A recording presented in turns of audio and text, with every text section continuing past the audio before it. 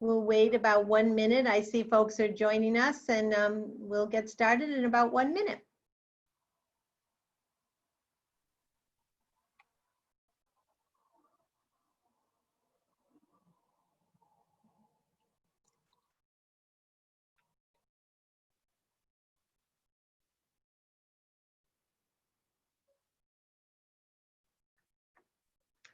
Good afternoon, folks. My name is Luann Benenati. I am the Director of Program Viability Strategies at Let's Grow Kids, and we are very pleased to welcome you all here today to hear information about and an important deadline related to the Paycheck Protection Program, also known as the PPP.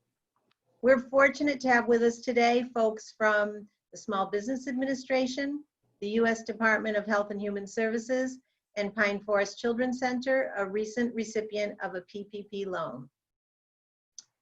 Before we get started, some quick housekeeping information. All attendees are muted for sound quality. We do welcome your questions, and we'll be monitoring the Q&A box throughout the session. We also will leave a bit of time at the end for questions that may come up during the presentation, and we'll try to answer them then. If we don't get to your question during the time allotted to us today, as long as you put it in the Q&A box, someone will get in touch with you to try to answer it. If you're having technical issues during this presentation, also put that information in the chat box or in the Q&A, the Q&A box, and someone will try to help you with that as well. This webinar is being recorded. And so if you would like to revisit the information afterward, or if you know of somebody who was not able to join us today but might be helped by the information, we will have this presentation up on the Let's Grow Kids website events page within the next couple of days. So feel free to visit it there. At this time, I'd like to hand things over to Elaine Zimmerman, HHS Region 1 Administrator for the Administration of Children and Families. Welcome, Elaine. Well, thank you so much. I'm so glad to be here and so glad so many have joined. You know, we have seen that suddenly under COVID-19, people are increasingly becoming aware of how critical childcare is, both to parents so they can work, to emergency workers, and certainly to business. I would say that the whole field has been elevated, and there is a keen understanding that the car is simply not going to go without the engine of childcare. So the work that we have known is critical work for child development and for family strength has suddenly sort of been parachuted up, and we're all keenly aware of this. Coupled with this, we've done work excessively, I think, and masterfully in school readiness and optimal child development, but the field itself has not been understood as a business.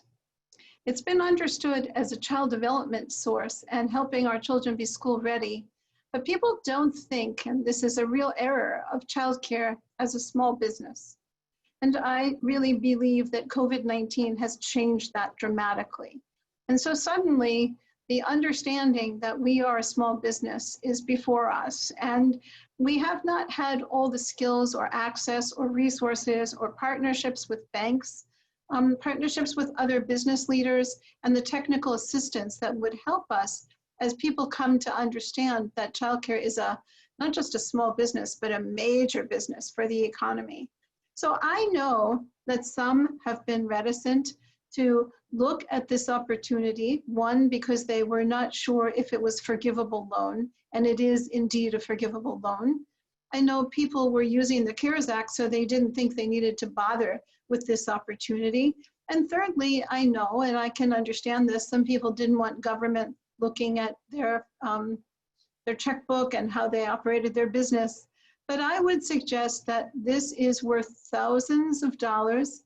It can help the field. It can help you with assets and resources, and it can catapult us up where people understand more deeply that childcare is truly a business and not just taking care of children and sort of set aside as babysitting, but actually is critical to the economy and critical that you have resources. So I would encourage you, if you're hesitant, to listen carefully, because I think this helps propel the field itself to an even greater standing. And I'm most grateful to the Small Business Administration for the opportunity to do this and to share their information. I'd like to give a shout out to my friend Wendell Davis, who's the regional administrator of the Small Business Administration, and to Darcy Carter, who will be sharing information with you. She's the Vermont director. Also really want to give a shout out to Shireen Riley, who's the program manager, and Sam Reinstein from the Office of Child Care, who's the lead for Vermont, and Mike Berkery and my agency, who's helped organize this. And thanks to Steve Burbico, who's the Deputy Commissioner in Vermont for Child Care, and to Let's Grow Kids. Really, really grateful. This is a collaboration that we should continue in whatever form is useful to all of you. And the greatest shout out goes to all of you, because none of this would be happening without your persistence, patience, and constant commitment to the optimal development of children. So thank you so much. I'm going to now hand this over to Christina Goodwin. And Christina has a story of what happened for her in applying for and getting this loan for her program. Thanks, Christina. Thanks, Elaine. Hi, everybody. I'm the Executive Director at Pine Forest Children's Center in Burlington. We are a nonprofit organization, and so as a director, I actually have a wonderful resource, which is my board of directors. In March, when the whole COVID thing sort of burst, and we were closed as of March 17th, our finance committee was sort of grappling with, we had made a commitment to continue to pay teachers for the undetermined amount of time that we were going to be closed. That was sort of set in stone the week before we were mandated to close. And so we were really trying to figure out how are we going to maintain income in order to follow through with our promise to our staff. So when the PPP was announced, we worked really closely with our bank, who we fortunately have a really good relationship with. We rely on them as a resource. And so they had sent out an info sheet that really clearly broke down the parameters of the SBA PPP loan in terms of what was it, how could we apply, what would we need in hand for information before we even did the application. I personally didn't fill out the application. I have a wonderful finance chair who was willing to take on that piece while I was trying to build a virtual world for our school. But he said that the process was very simple. He worked really closely with our bank, which is Mascoma, to really make sure that the process was easy and that we picked the right amount for the loan. And so that part was smooth. In April, we got the funds into a separate account from our operating account just to make sure that there was a clean line between the two. And at that point in April, there was still some uncertainty around the parameters of what forgiveness would look like. So we decided to really focus on using the funds for payroll, utilities, rent, and benefits for our staff, and obviously for maintaining the space that our school resides in. And so we really were like, you know what, we know that some of it might be forgiven, but the thing for us too is we had taken out a line of credit in the weeks leading up to our COVID closure, and the PPP loan has a much better interest rate than our line of credit. So for us, we were like, even if our PPP loan ends up not falling into the parameters of being forgiven, we knew that the interest rate would be better than taking our line of credit. And again, we were like, how long is this gonna go? So that's how we focus our spending. So for me as a director, receiving the loan relieved so much stress, right? Like I wasn't watching our bank account every day ebb and flow lower and lower. It also, having that cushion really allowed us to think about what supplies we were going to need. When we were given the reorder in May to open, there was it was hard to find the supplies we needed to do so. And so this gave us the opportunity that once we found supplies to sort of order in bulk to make sure we had a month's worth in stock. And it also allowed us as a program to do a gradual phased reopening, which meant that we brought kids back who were had parents who were essential personnel, and then we brought back the next wave of kids who were ready to come, which really helped us as a staff ensure that we were implementing the right protocols and procedures for cleaning, sanitizing, disinfecting, you know, all the things all of you already know you're doing. But it really gave us that time, and the cushion of having the PPP funds helped us to sort of take that time. We also used it to set up a laundry service, which was something I never thought we would need, but it's also a great way for us to mitigate the risk. So it's those big, lovely overshirts and aprons, and they've been swapping out our rugs every week. So it sort of gave me the cushion to really look at our guidance and say, okay, we have some protection for payroll with the PPP. And so I have a little bit more in this pot to spend on supplies. I am of the belief, both as a businesswoman and as a human, that it never hurts to ask. So for us, when we applied for our PPP loan, we were sort of like, what if we don't get it? And we were like, it never hurts to try. We were also of the belief that if we got all the funds and then didn't need them, that we would just return them. Originally for us, it was the 8-week period. And we were like, if we don't need them, we'll just return all the money. And at least we had that support if we needed it. So I would encourage everyone to apply. And if you find out, you know what, I actually don't need the money, then at least you had it to release some of your own stress so that you could focus on self-care and not have to panic as much. Yeah, so that's my story, and I would highly recommend it. I have not as many gray hairs as I expected coming out of quarantine because of the PPP.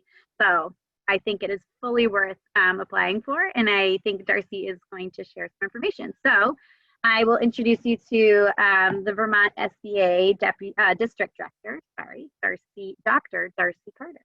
So I will pass the torch. Hi there. Hi, thank you for everyone coming. And Christina, it's such a great story that it worked so well for you, and you were able to be proactive during such a hard, challenging time while you reinvented how you were going to deliver your services. Sounds like you made the best use possible of that time, so that's wonderful.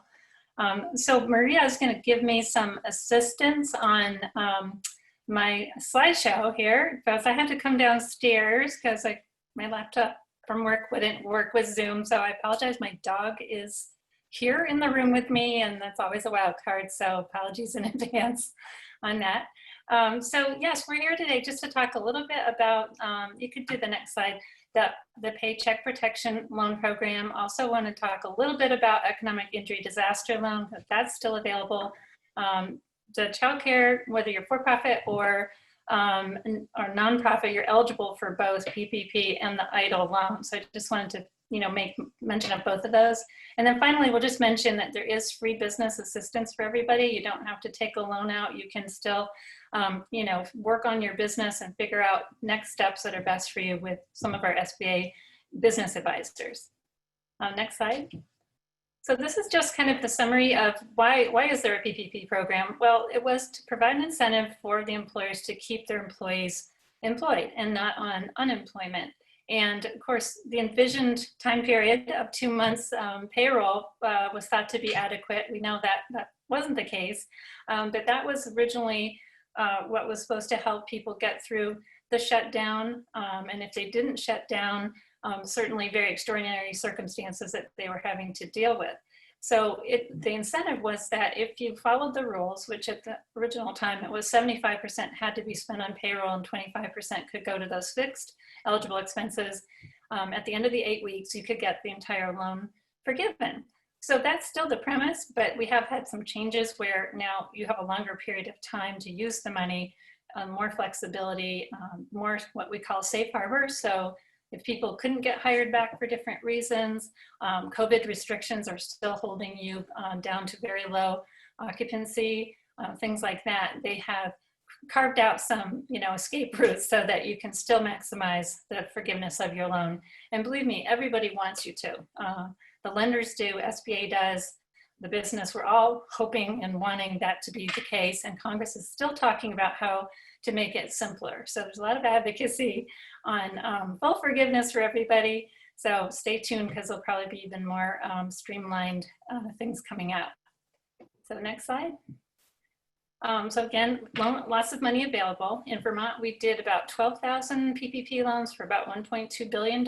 So you've got lots of company if you apply now. Our deadline is August 8th right now. It could get extended. We're just waiting to see what Congress wants to do.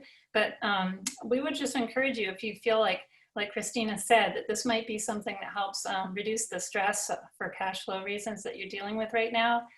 Go ahead and talk with your bank, credit union, Vermont Economic Development Authority. These can get done very quickly. they're all very familiar with how to roll the program out now. It's not like when we first started and everyone was like, wait, what? What are we doing? It's much more clear. There still are a few things that have to get provided for us on the forgiveness side. But in terms of actually making a new loan, that has been well established at this point. And I did want to mention treasury.gov/cares has every rule about the PPP loan program, has the application for the borrower, for the lender, has all of the rules, the laws that got passed, and some FAQs as well. So next slide, thanks. So the maximum loan amount is 10 million. There's very few of those loans out there, especially in Vermont. I don't know that we had any. I think our highest was about 5 million, but we have many, many loans that are like 5,000, 10,000, 3,000. It runs the gamut. So don't be concerned about that amount. Again, 100% can be forgivable.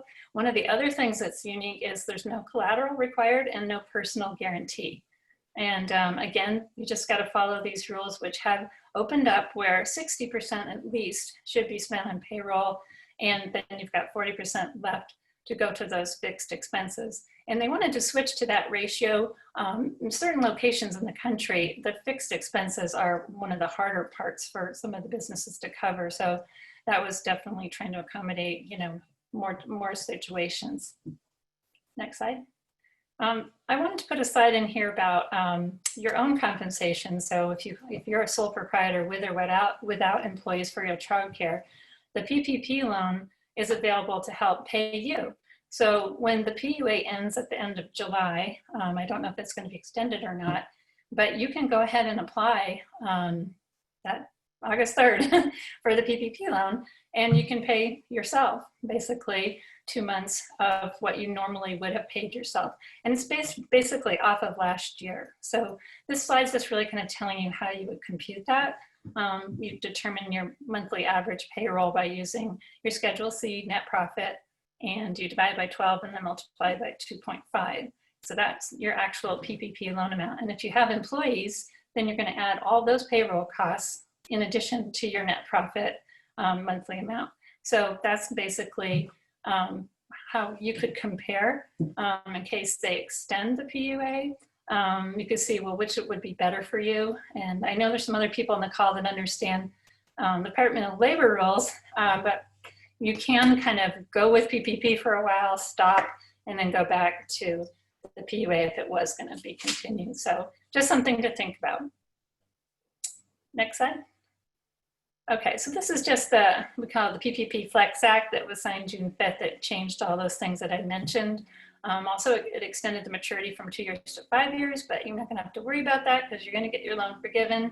And this, again, it's just trying to let people know rather than 8 weeks, you've got 24 weeks. Most people will probably use the money before then, and you can apply for forgiveness before the 24 weeks is up, but it's allowing more time. It's really till the end of December for you to figure out, can I bring my people back fully, same hours, same wage levels, just allowing more time given how things keep getting, you know, we open and then maybe we have to close again, all those things. It's trying to accommodate things that can't really be predicted right now. And next slide. Okay, so eligibility, again, this is just the rules for everyone. It's just showing if you happen to be part of a bigger child care center that might be affiliated with others around the country, there is a size standard that you'd have to be 500 or fewer employees. So I don't know that we have anyone in that category, but I just wanted to put that out there just in case. And again, nonprofits are eligible. The next slide. So how you apply, the borrower application is on that treasury.gov website. It's also on SBA's, but we like to have people go to the Treasury website because everything else is there as well, all the rules. And one of the most helpful documents is this how to calculate loan amounts. That's a hot link there. And it really walks you through whether you're a LLC, C Corp, S Corp, partnership, sole proprietor, you know, if you Schedule F for firming, everything is covered. And it really helps you before you go meet with the lender, figure out what am I likely to get for a PPP loan? Is this worth my effort or not? So that's a very handy tool. It's very user friendly.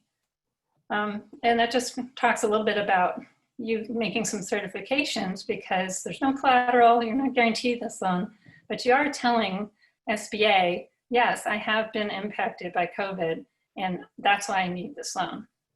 You probably heard a little bit of people buying Teslas and doing some other things with their PPP loan, and now they're going to jail. So this is just one of those things. SBA would have some recourse back to the person that took the loan out. So they're wanting you to certify that you're taking this out in good faith to help your company. So next slide. Again, this is what the lender does very quickly. They have a really short 2-pager. They're going to get some payroll records from you, and they're going to put your application, their application together, and going to submit it through SBA's electronic system. They will get a guaranteed loan number immediately, and they can close that loan within 10 days. Usually they'll close it sooner than that. So it's really a fast way to get the money, faster than a typical SBA loan. So that's a positive. Okay, so forgiveness. Everyone wants to know, begin with the end in mind, right? Like, am I going to get forgiven? I don't want to take this one out if I can't be assured of it. So they've really changed the rules a lot, where this is a very likely situation that your loan can be forgiven. There are still rules, and we do have a webinar that Susan, who's on the call with us today, gives every day, Monday through Friday at 9 o'clock. 52 slides, I think, on every aspect you could ever want to know about the forgiveness. So we'll make sure that you get the best outcome from your PPP loan. And again, there are these things called safe harbors. So if you've offered to bring people back and they've declined for various reasons, if you can't open up fully, you're given more time to bring everybody back by the end of December. So there's a lot of different ways to make sure the forgiveness will work out for you. But next slide. Sorry, my dog's making those. Okay, so I just want to let you know, payroll isn't just wages. It includes all these things listed. So all these kinds of leave, medical leave, if you had to dismiss somebody, pay them separation, that your unemployment insurance taxes, those kinds of things are all included for independent contractors, commissions, things like that. So it'll all be on the application for forgiveness. It's all spelled out, the things that you can include, but we want you to know in advance so that when you're using the money, you've got a good idea that everything can be counted towards the forgiveness. Next slide. So these are things that are called our non-payroll costs that are eligible. So rent or leases, and you'll see this before 215 everywhere. So basically, they wanted to know that you're actually were in business before you took this loan out. So it's kind of a fraud kind of detector thing. So they're trying to make sure, you're legitimate. So that's why they're asking, did you have, water and sewer and heat and, all these other things prior to February 15th.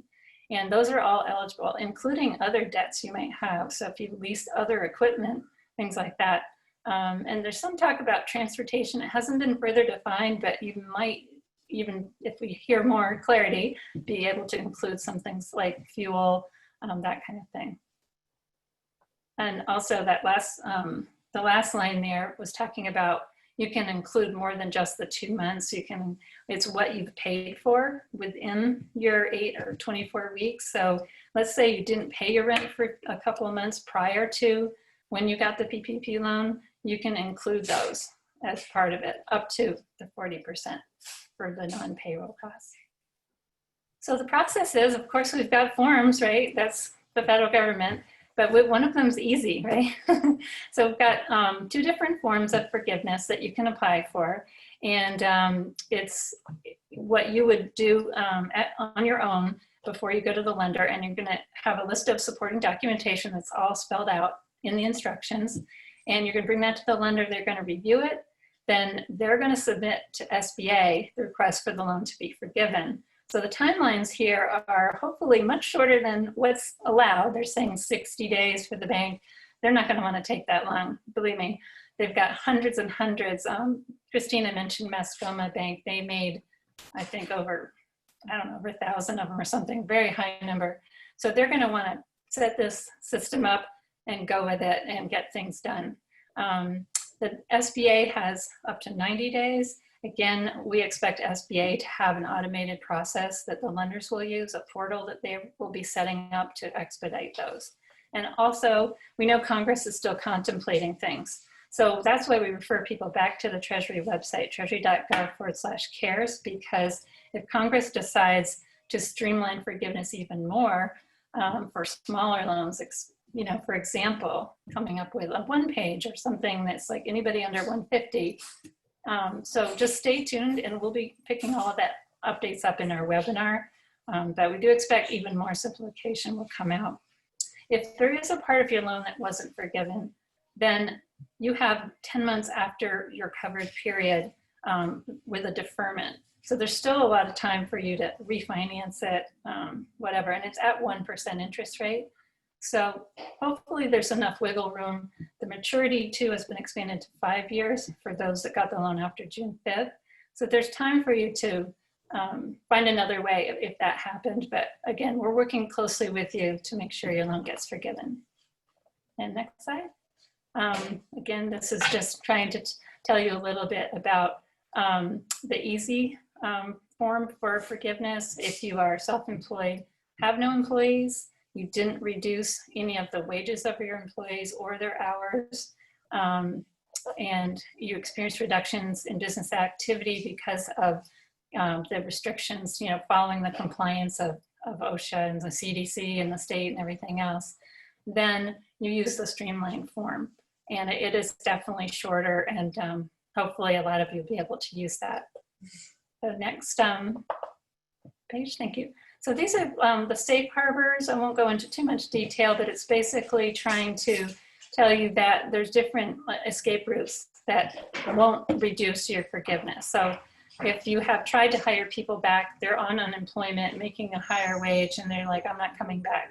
Or they are afraid to come back because of COVID, or they've got a sick relative, or they got a different job. So whatever it is, if they refuse, you just want to document that. You want to have it in writing that you offered it at the same terms as before. And then you want to keep what their response was. And then you'll be able to show that state unemployment office as well that they declined the offer of work. So basically, just documenting everything to do with your employees is really important. Again, that's our webinar. Susan does a great job with it, and every day, so you can go crazy. Some people go on there several times, so don't be shy. It's free. So next slide. So now I'm just going to pivot quickly to our economic injury disaster loan. Currently, this loan does not have the advanced feature that a lot of you probably heard about. The funding for that was exhausted. We had over 10 million applications. Can you imagine, across the country?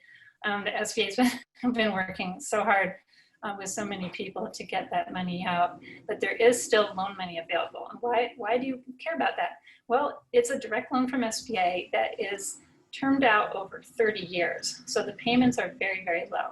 There's no prepayment penalty. There's no fee to apply. And it's basically replacing your operating expenses. They're trying to give you about 6 months of operating expenses. They have had to cap it at 150 just based on trying to, help all 10 million people that have applied. You do get a deferment of 11 months right at the beginning, so you don't need to pay right away. The interest rate is 3.75 for profit and 2.75 for nonprofit. So this is, I think on the next slide, I show where you apply. Yep, there's the website at the top. So it's right on SBA's website, and it's very streamlined.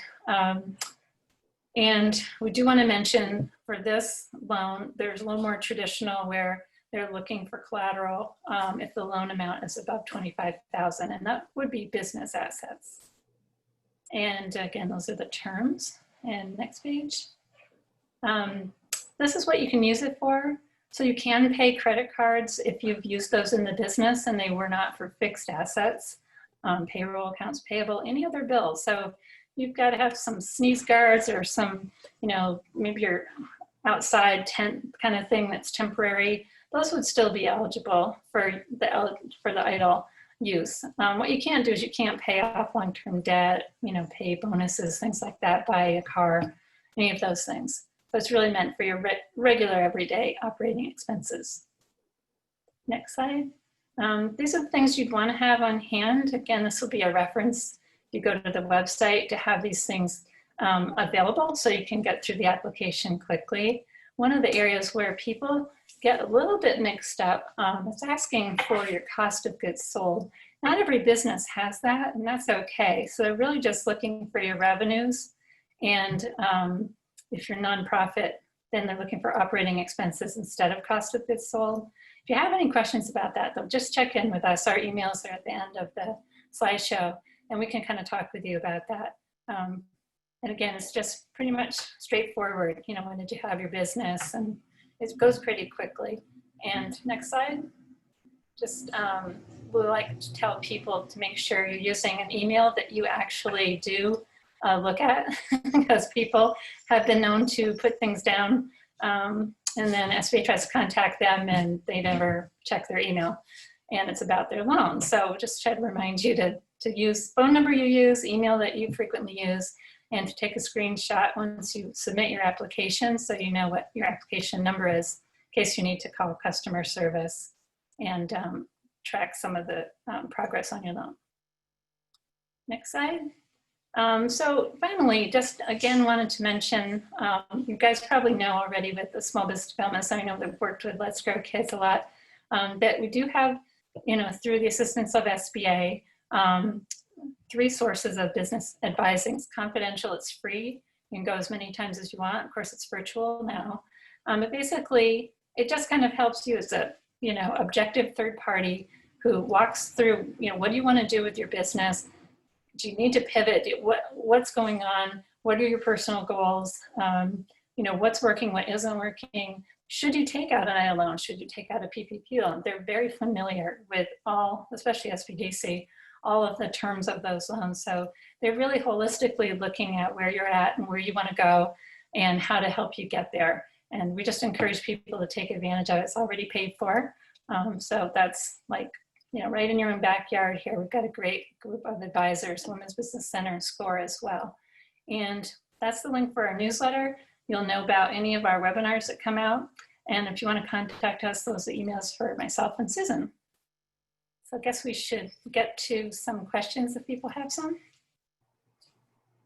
Thanks so much, Darcy. That was amazing and so much information. One of the questions that I had, and a related one just popped up in the Q&A, is talking a little bit more about family childcare programs, a woman in her home running her own program.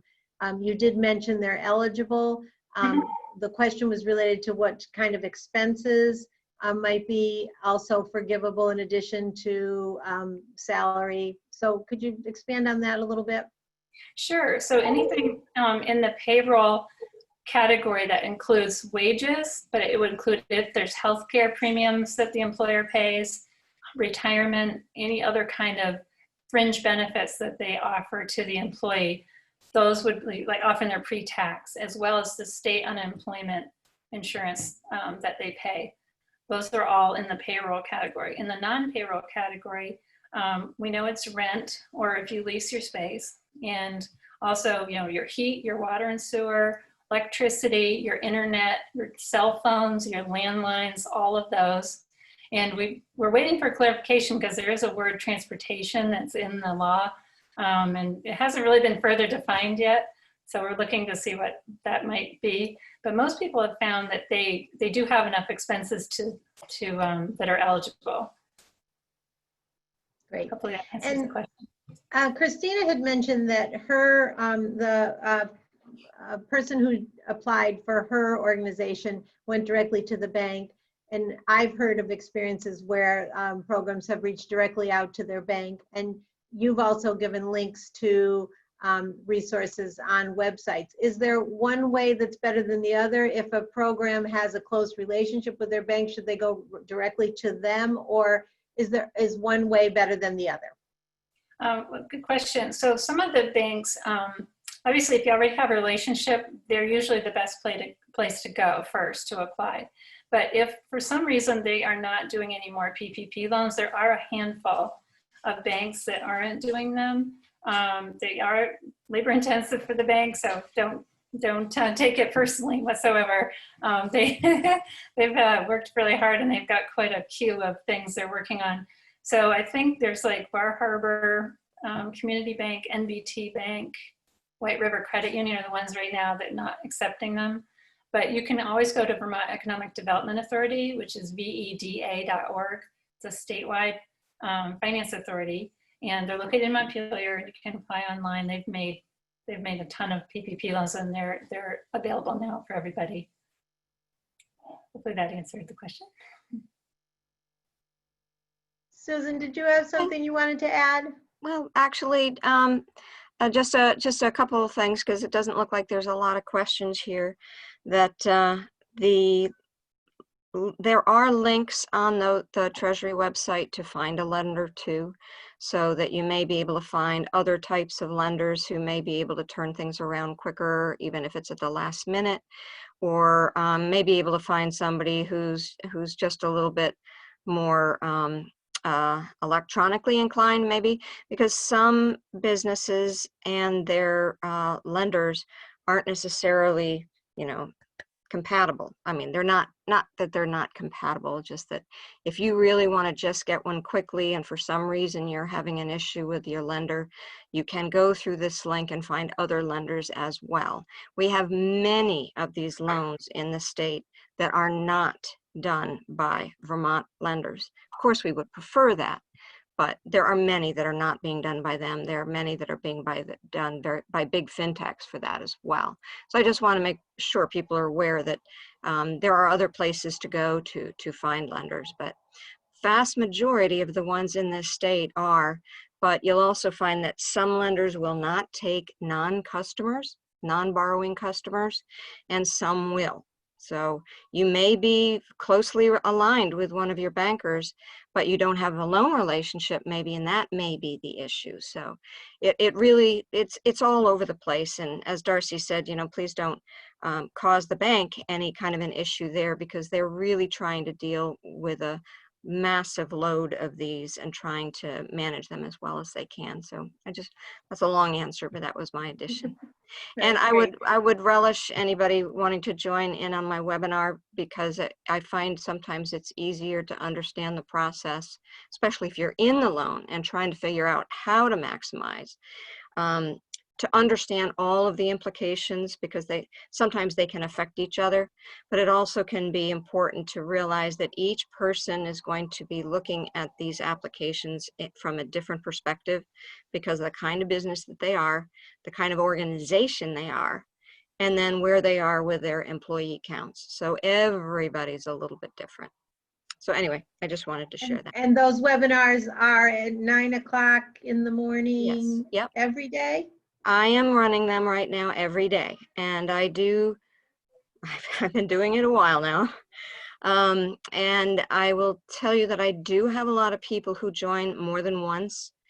Many people join more than once, or they'll listen in, because what I am doing is I'm trying to update the webinar whenever we have new information. Mm-hmm. And with this program, that is a pretty important piece of the puzzle, is staying on target with what's going on now. And that, I think, is one of the big benefits people like coming back in, that they can come back in and get refreshed quickly and find out what the status is with a lot of their things.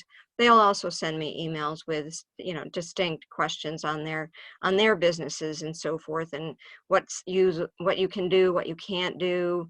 Am I looking about this calculation right? Because it does take a little bit of time, especially if you're using the longer form. It does take a little bit of getting used to. And I run through some examples and scenarios and things like that too. So as I look at the time, and we're almost at our 45 minutes, to me, it sounds like there are two big takeaways. One, the August date deadline at this point. It might change, as you said, but there is a August 8 deadline to apply. And I go back to what Christina said in the beginning, and many of you have reiterated that you should apply. You probably will be eligible. It's worth the time to take to apply. So I don't know, Darcy or Elaine or Susan, is there anything you want to add as we wrap it up? I just want to thank everybody for attending and for your leadership for children. That's what really matters. you're key. You're key to the workforce. You're key to every child and every family. And these are assets that you are eligible for. The dollars are forgivable. The loan is forgivable. It's a free pocketbook that is due you. And so I hope you'll all consider the opportunity. Thank you very much. Thanks, Elaine. You can work for SBA now. Yeah. No, definitely it's a very unusual loan. It's very quickly made. Like, that's not typical for some of our loans. So, you know, it's definitely out of the box thinking, and Congress really, I think, got it mostly right. Obviously, it's had to have some tweaks, but it got a lot of money out into the economy very rapidly, and you know, that was very helpful. Our employees, you know, we invest in them. They've you know, we've trained them. They have experience in certainly in childcare, licenses and certifications. They are important, critical people. And if this is a good way for you to keep them on your payroll, we'd really encourage you to look at it and see if it could be helpful to you. Thanks for joining, and give us a call. We're in Vermont. We're open. Thanks, everyone. Thanks to all of you participants. We were pleased to have you join us today, and it sounds like these women are ready to be followed up with. So please reach out, and good luck, and let us know if you have questions. And again, this is being recorded and will be available on the Let's Grow Kids website in a day or so. So if you want information that you might have missed as we were talking pretty quickly, you can check back. So thanks, everyone, and have a good afternoon. Thank you. Thank you. Bye-bye. Thank you, everybody.